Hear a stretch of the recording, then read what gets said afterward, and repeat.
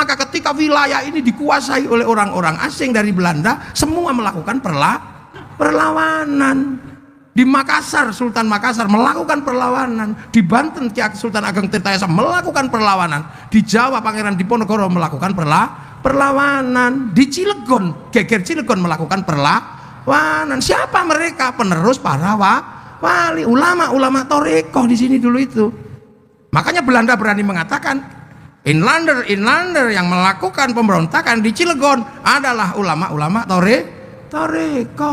Qadiriyah Naksaban. Dia itu tegas di sini. Belanda menyebut itu. Begitu Belanda menyebut Toriko Qadiriyah Naksabandia, tiba-tiba Mufti Batavia namanya Usman bin Yahya mengatakan memang Toriko itu sesat, dan kalau melakukan pemberontakan itu namanya gurur. Karena dia adalah muftinya Belanda. Tambah kencang perlawanan Belanda karena apa? Ditopang oleh fatwa Mufti Batavia. Loh, kalau tiba-tiba kita merdeka karena perjuangan kakek aneh, kakekmu di mana? Orang pemberontakan Banten aja kalian malah menghabisi ulama-ulama Cilegon.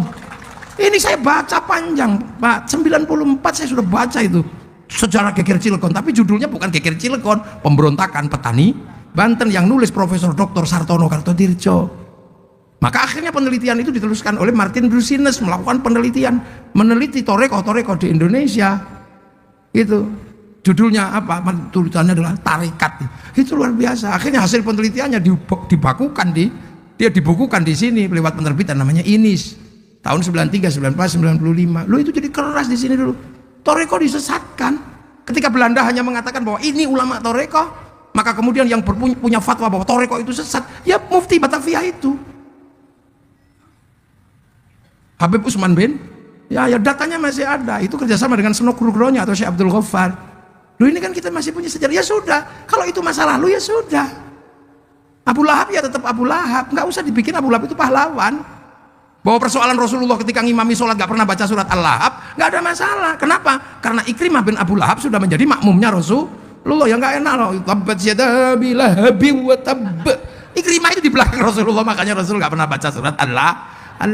Ini kan tiba-tiba ada orang yang mengatakan bahwa Utsman bin Yahya adalah pahlawan. Nanti dulu, Mufti Belanda kok jadi pahlawan itu gimana?